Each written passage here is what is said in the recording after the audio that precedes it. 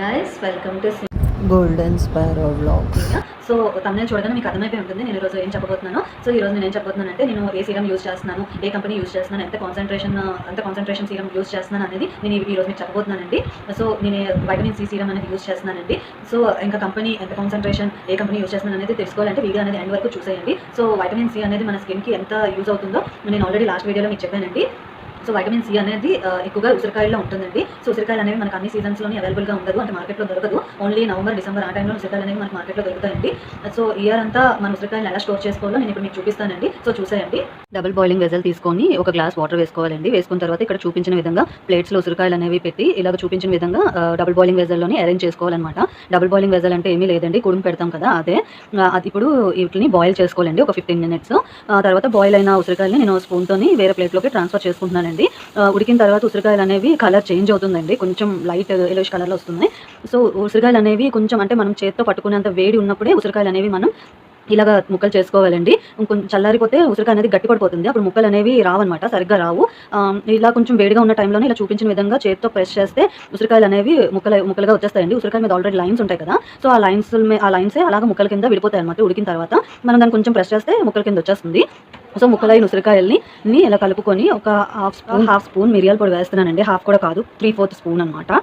So మిరియాల పొడి కొంచెం వేడి చేస్తుంది కదా, సో నేను కొంచెం వేస్తున్నానండి. తర్వాత రుచికి సరిపడా సాల్ట్ వేసాను. ఈ మిరియాల పొడి, సాల్ట్ ఉసిరికాయలకి బాగా కలిసేటట్లుగా మనం కలుపుకోవాలండి. బాగా కలుపుకోవాలి. మిరియాల పొడి ఇంకా మీరు కావాల్సిన మసాలా ఏమైనా వేసుకోవచ్చు. సో బాగా కలిపిన వీటిని ఒక ప్లేట్లోకి ట్రాన్స్ఫర్ చేశానండి. వేసుకున్న తర్వాత ఇది ఒక 4 days ఎండలో ఎండబెట్టాలి. ఎండలో ఎందుకు పెట్టాలి అంటే 1 year వరకు మనకి పాడవకుండా ఉండాలి అంటే ఎండలో పెట్టాలండి ఉసిరికాయలని, అప్పుడే అవి పాడవకుండా ఉంటాయన్నమాట. సో ఎండిన తర్వాత ఇలాగ ఉన్నాయి ఉసిరికాయలు. ఒకటి బ్లాక్, ఒకటి వైట్ ఉన్నదనుకుంటున్నారు కదా, ఏమీ లేదండి. బ్లాక్గా ఉన్నవి ఏంటి అంటే కొంచెం పెద్ద ఉసిరికాయలు అనమాట, సీజన్ టైంలో తెచ్చి ప్రిపేర్ చేసినవి. ఎండిన తర్వాత ఇలా బ్లాక్గా ఉన్నాయి. ఈ వైట్గా ఉన్నవి ఏంటి అంటే చిన్న ఉసిరికాయలు అండి, అంటే లేత ఉసిరికాయలు అంటారు కదా, సో అవన్నమాట. ఎండిన తర్వాత ఇవి ఇంకా బ్లాక్ అవ్వండి, ఎందుకంటే లేత ఉసిరికాయలు కదా, సో అవి ఇంకా వైట్గానే ఉండిపోతాయి. అంటే ఉసిరికాయలు సీజన్ అయిపోతుంది అన్నట్టు మూమెంట్లో లాస్ట్ మినిట్లో తెచ్చానండి ఉసిరికాయలని. నేను మీకు చెప్తాను కదండి నేను ఏ సీరం యూజ్ చేస్తున్నాను అనేది. సో నేనైతే మమాయత్ ఫేస్ సీరం అనేది యూజ్ చేస్తున్నానండి. ఇది 10% వైటమిన్ సి సీరం అండి. సో దీనికంటే ముందు నేను మమాయత్ వాళ్ళదే skin eliminating face serum use చేసేదానండి. సో అది ఎంత పర్సెంటేజ్ వైటమిన్ సి అండ్ ఏ ఇంగ్రీడియంట్స్ ఉన్నాయనేవి నేను ఇప్పుడు చూపిస్తానండి. సో అది చూసేయండి. దాని తర్వాత ఇప్పుడు నేను చూపించిన సీరం కోసం నేను మీకు చెప్తాను. సో ముందైతే అది చూసేయండి ఆ వీడియో. నేను ఫస్ట్ యూజ్ చేసిన సీరం అండి, స్కిన్ ఎలిమినేటింగ్ ఫేస్ సీరం మమాయత్ వాళ్ళది.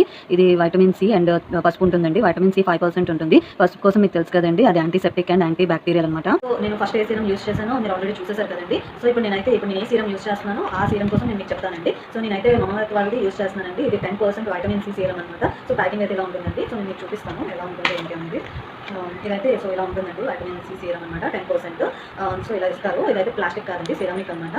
సో వైటమిన్ సి సీరంతో పాటు దీంట్లో ఇంకో ఇంగ్రీడియంట్ ఉందండి, అదేంటంటే గో టు కోలా అనమాట. సో ఇదైతే ఇలా ఉంటుందండి. ఇప్పుడు ఓపెన్ చేసి చూపిస్తారు కదండి, ఇదైతే ఇలా పీలర్ ఇస్తారనమాట.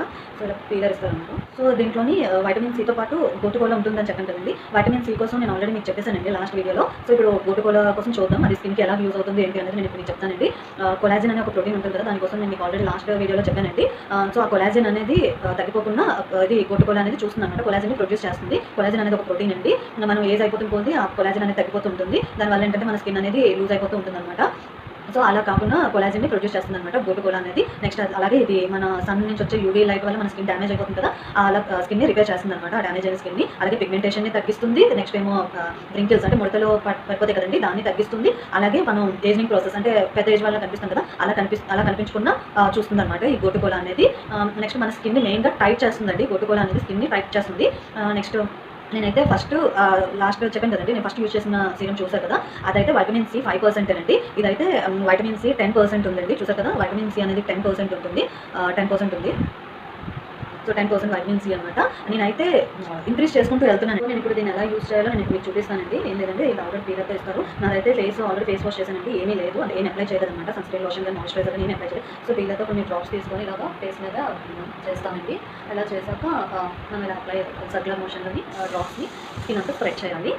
అంతేనండి. నేను వాడుతున్న వైటమిన్ సి సీరం కోసం నేను మీకు చెప్పాను కదండి. సో మీకు కనుక ఈ వీడియో నచ్చినట్లయితే లైక్ చేయండి, షేర్ చేయండి, సబ్స్క్రైబ్ చేయండి. Bye guys.